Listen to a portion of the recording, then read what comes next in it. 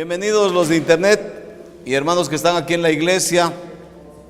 Continuamos con nuestro estudio de la palabra de Dios y estamos en la lección número 17 y la base de nuestra meditación sigue siendo el discurso del mártir Esteban.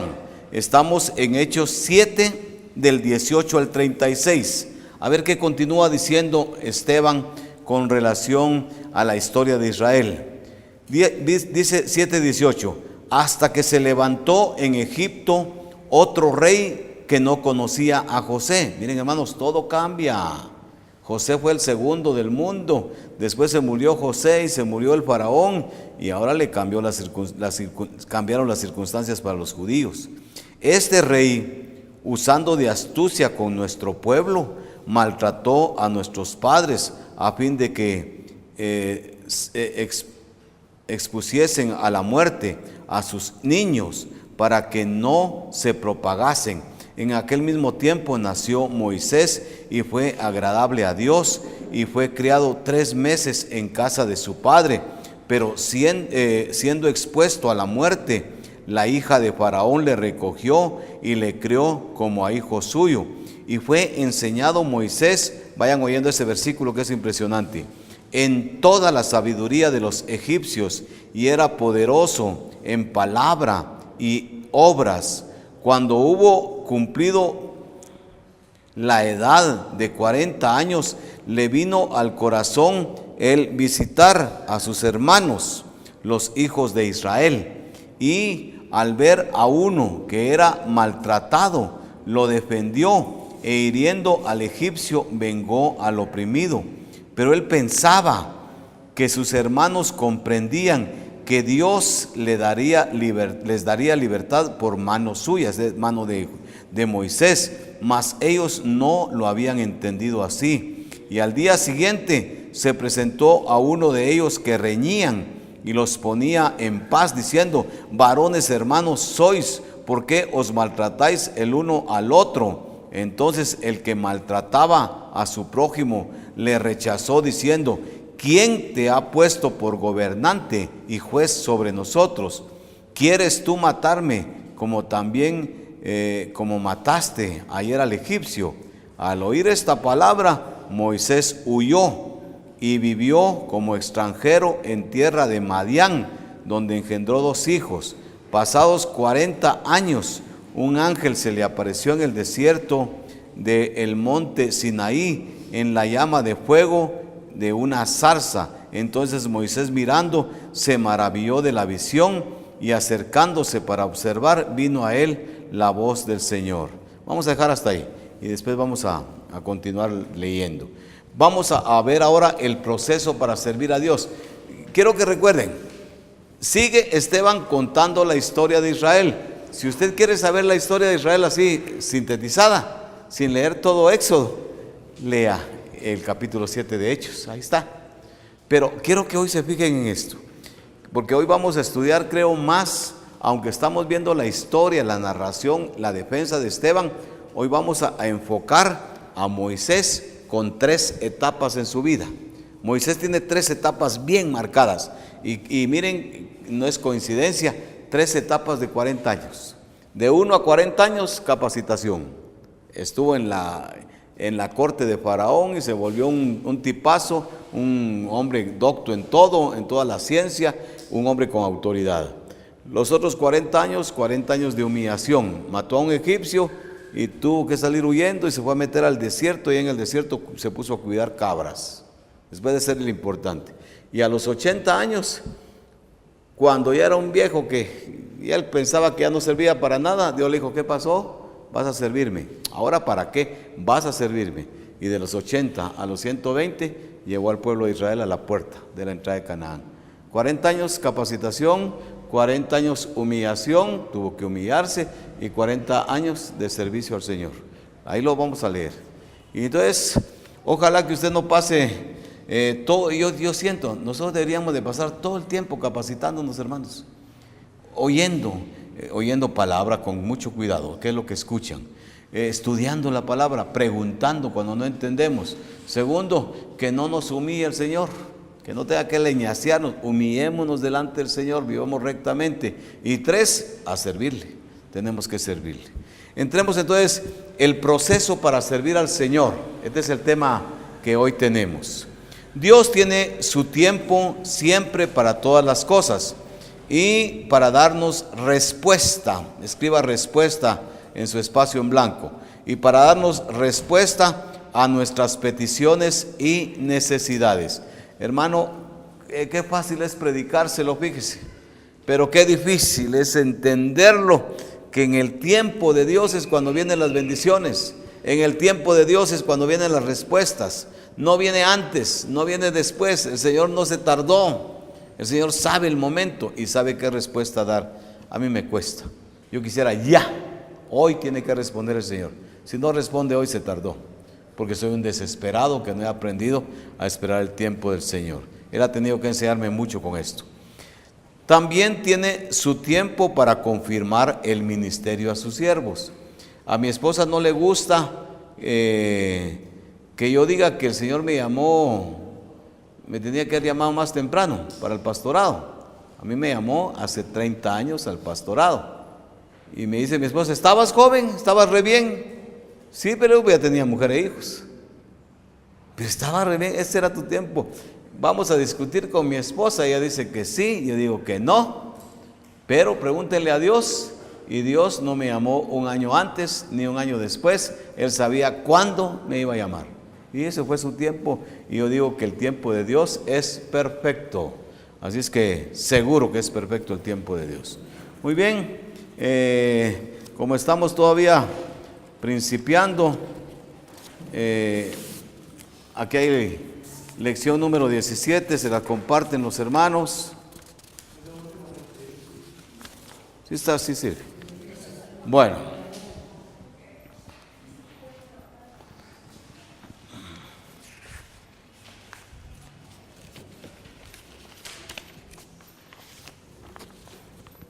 Vamos a seguir 3 más, una cada una, y así seguimos. Bueno, quiero por favor que lo captemos bien, hermanos. Hermana Janet, quería preguntarnos. Hermanos que acaban de venir, quiero que oigan, porque esta lección es súper importante. Estamos viendo el tiempo del llamado de Dios, el tiempo que cuando Dios contesta, cuando Dios da la respuesta, es siempre el tiempo perfecto.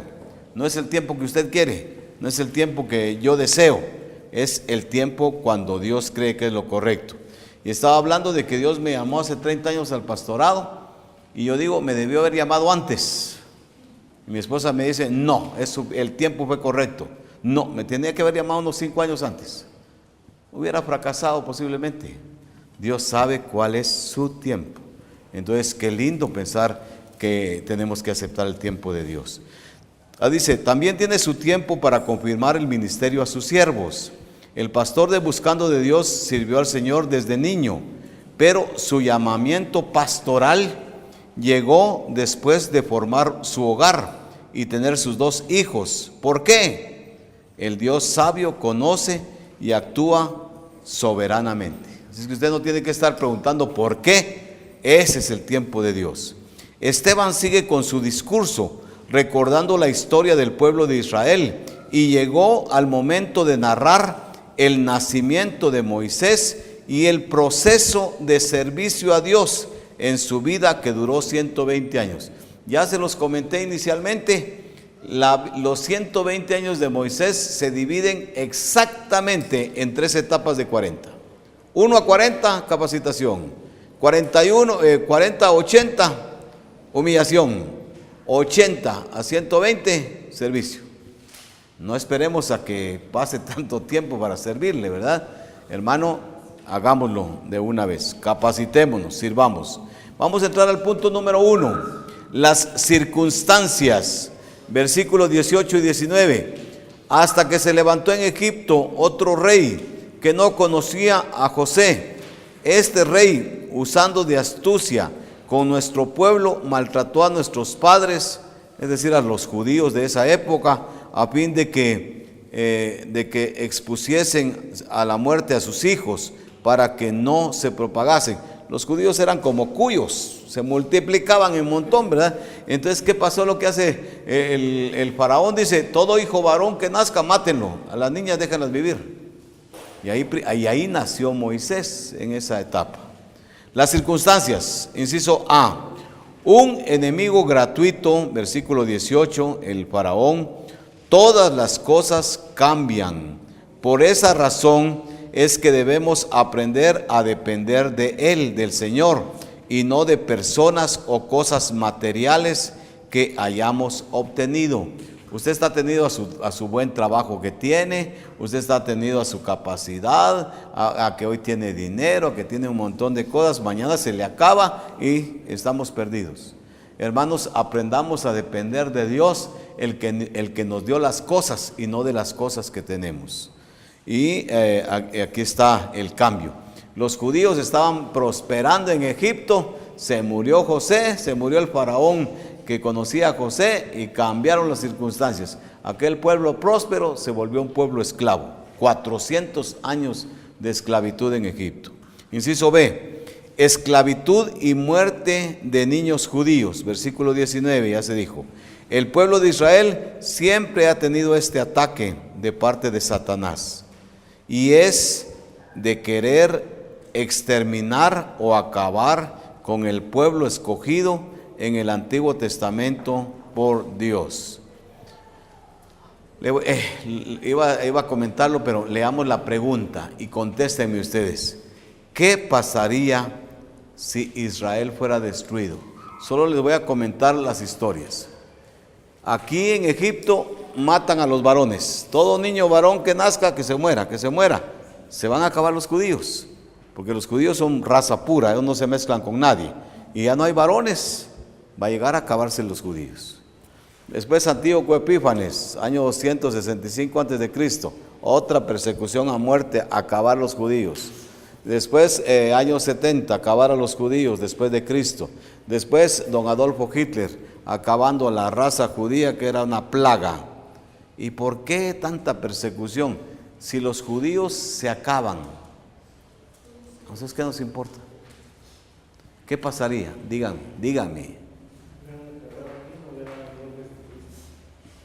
No, porque digamos, si Adolfo Hitler acaba a los judíos, si hubieran acabado ahí, pero no, si digamos los acabó Adolfo Hitler, ¿qué pasaría, hermano Jorge?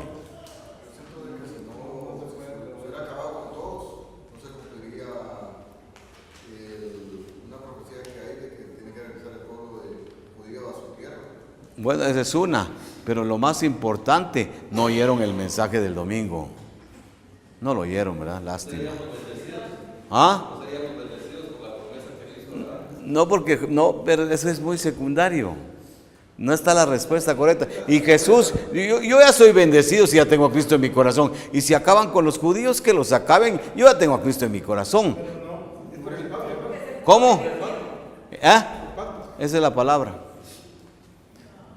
Esa es la palabra, hermanos. Dios llama a Abraham, ¿no se acuerdan el mensaje, hermanos? Mira, Abraham, hagamos un pacto. A ver, óigame, hermanos, óigame. Hagamos un pacto. Sí, Señor, dijimos que era incondicional. Yo te voy a bendecir, yo te voy a dar una nación interminable, y a los que te bendiga bendecir y no sé qué.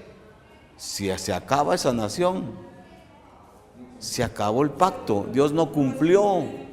Dios falló en su pacto. Los judíos no se pueden acabar. Por eso es que el diablo todo el tiempo de la historia de Israel ha luchado por acabarlos.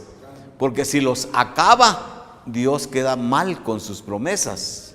Ese es. Y claro, el reino de Israel es con los judíos, ¿verdad? Un montón de cosas. Y que los judíos no iban a regresar. Si Adolfo Hitler los acaba, no regresan. ¿Qué van a regresar si no hay nadie? Y si ahora estos de Irán y no sé qué dicen que hay que aniquilar a los judíos y los acaban, el que queda mal es Dios. Dios no puede quedar mal. Así que los judíos, aunque están rebeldes contra Dios, aunque han rechazado a Jesucristo como Salvador, Dios no cambia en sus promesas. Fíjese esto, a pesar de que usted es terco, Dios no cambia con bendecirle. Ahora, si yo no fuera terco, me bendeciría más. Pero como yo soy terco, Él no deja de ser bueno por eso. Esos son los pactos. Si se acaba el pueblo de Israel, el diablo gana. Y Dios queda frustrado porque Él no cumple con su promesa. Los judíos no se pueden acabar, hermanos. ¿Me entendió? Sí, hermano. ¿Alguna duda, hermano, de eso? Es bien importante, porque usted ha visto la lucha de los judíos todo el tiempo. A los judíos los han perseguido. Mire la historia.